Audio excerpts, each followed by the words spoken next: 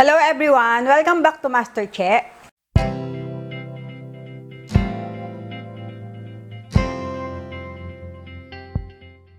Dahil naka-quarantine pa rin tayo hanggang ngayon, gagawa po tayo ng isang dish na favorite ng lahat at pampahappy. Ito ay ang sisig. Gagawa po tayo ng dalawang klase ng sisig, ang pork sisig at tuna sisig. Ang mga kailangan po natin ay, syempre kailangan natin ng pig cheek or pisngi ng baboy na may kasamang tenga. Kailangan din natin ng tuna fillet, chopped onions, siling haba or siling pangsigang. Kailangan din natin ng luya, Bayleaf, Knorr seasoning, Calamansi and egg for garnish, and salt, pepper, and sugar. Ngayon po ang gagawin natin ay iihaw na natin ang ating pork cheek. Pinakuluan ko na po siya sa toyo at suka at dinrain ko na rin siya. Ngayon po iihawin na natin siya. Ito, iniihaw na natin ang ating pork cheek. Pagkatapos nitong ihawin, hihiwain lang natin siya ng maliliit. Yan, ganyan lang po.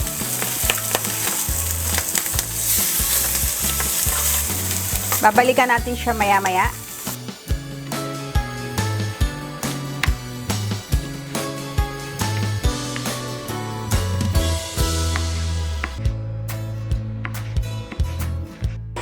Ngayon, ito na ang ating sisig. Naihaw ko na siya at nahiwa ko na rin siya ng maliliit. Ngayon, at ipa-fry muna natin siya. Hindi na natin kailangan ng oil dahil mamantika na yung ating baboy.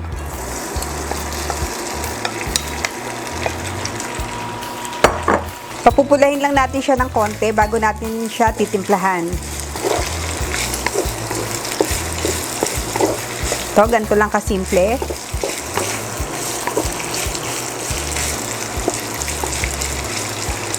Pag medyo mapula na siya, ilalagay na natin ang ating onions and the rest of the ingredients.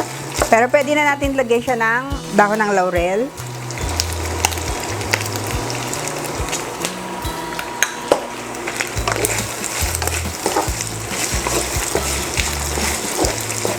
Kung paano po natin gawin ang ating pork sisig, ganun din ang gagawin natin sa ating tuna sisig.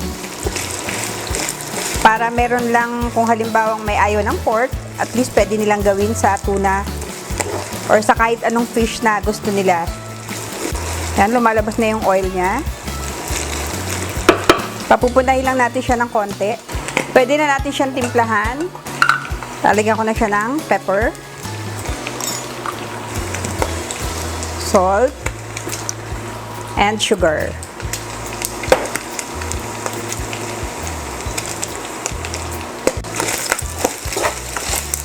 Haluin lang natin siya. Okay, ito medyo mapula na ang ating sisig. Lalagay na natin ang ating onion. Gusto ko po yung sisig na maraming onion, kaya marami po ang nilagay ko. Pero kung gusto niyo ng konti lang, pwede rin naman.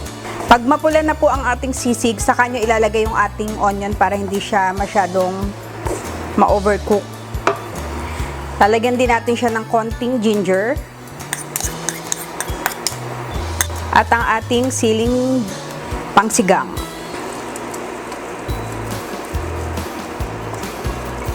Kung gaano karami po ang gusto nyong sili, bahala po kayo, okay lang yan. Yan, kung naaamoy nyo lang, ang bango-bango na ng ating sisig. Isi-set aside muna natin siya at gagawin natin ang ating tuna sisig. Mamaya na po natin siya ipi-plate para sabay sila ng tuna sisig natin. Lalagyan na natin siya ng Knorr seasoning. Pandagdag lang din po siya ng lasa. At okay na po ang ating sisig. Ito na po ang aking pork sisig. Ngayon naman po, isusunod na natin ang ating tuna sisig. Maglalagay naman po dito tayo ng konting oil. Dahil ang tuna po hindi naman siya oily, kamukha ng pork natin. Lalagay na natin ang ating tuna.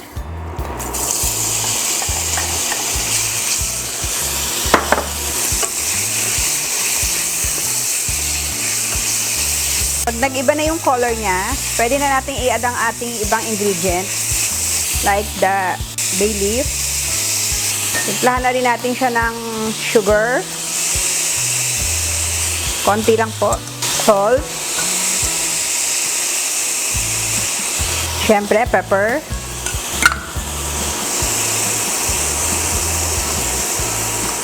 Lagay na rin ang ating ginger. Yan, haluin lang natin siya.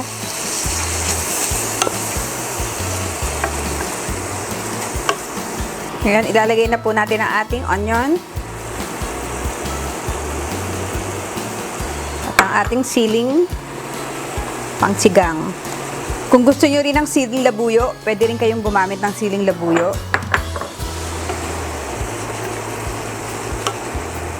Ngayon po, lalagyan na natin siya ng Knorr seasoning.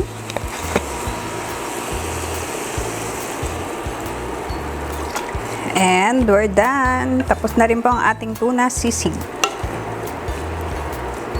Diba? Sobrang simple lang. At sigurado pong magugustuhan nyo to. So, magpi-plate na po tayo. Okay, eto na po ang ating pork sisig. Lalagyan na po natin siya ng egg.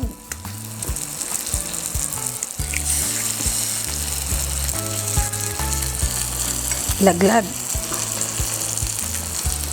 Ang ginagamit ko pong pampalapot sa ating sisig ay egg. Pero yung iba po gumagamit ng mayonnaise or utak ng pork. Pero sa akin po, ang gusto ko, egg lang ang nilalagay sa kanya. Kaya haluin na po natin siya. Kung naaamoy nyo lang po siya, sobrang bango niya. Yung gagawin naman po natin ang ating tuna sisig. Ito naman po ang ating tuna sisig. Lalagyan na rin po natin siya ng egg.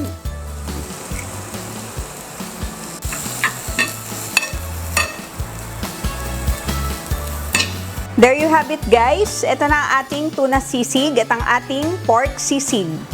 Sana po i-try nyo siya sa mga bahay ninyo. Napakadali lang pong gawin at napakasarap. Ngayon po, titikman na natin siya. Pwede nyo pong lalagay siya ng calamansi para mas masarap. Habang tinitikman po natin siya, meron lang po akong mga babatiin. Ang akin pong mga subscribers na nagpapabati lang po. Kagaya ni Aldrin Demerin from California. Thank you so much. Cristina Tobias from Barcelona. Oji Chua from Qatar. Kay Navarro. Silay and Jai Villanueva. Elsie Abuan of Canada. And Christine Fajardo of Canada. Thank you, guys. Sana itry nyo rin tong ating sisig. And please don't forget to like and subscribe and share my YouTube channel. And sana po itry nyo lahat ng ating mga niluluto. Ngayon po, titikman na natin ang ating tuna. Ang sarap, guys. Tama-tama lang yung anghang niya. Pwede nyo pa po siyang mas paanghangin kung gusto nyo. Tikman naman natin ang ating pork sisig.